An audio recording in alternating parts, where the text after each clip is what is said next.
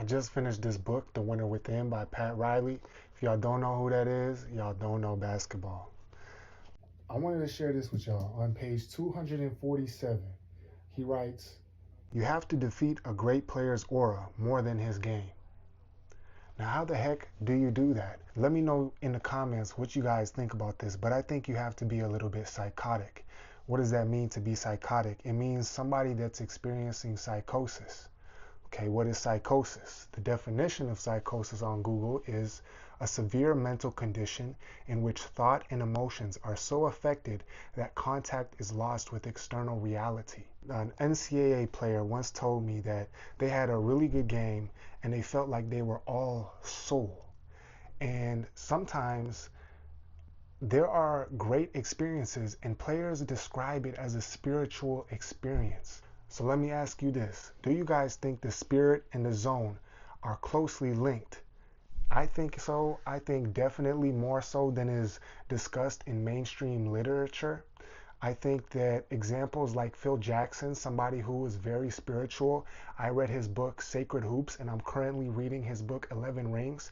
And in those two books, he talks extensively and frequently about his spiritual yearning. So to bring it back to the initial point about being psychotic, having this psychosis-like experience, I think that when people begin to experience spiritual synchronicities, or they have dreams that are meaningful. Maybe you have a dream and then maybe the next day or maybe a week down the line, somehow what you had in that dream happens in real life, and that can begin to, sometimes people refer to as waking up, right? People can really take these experiences and begin to explore them even more. And what that can do is it can lead to psychosis, and it can lead to this pursuit of the spiritual side of life. And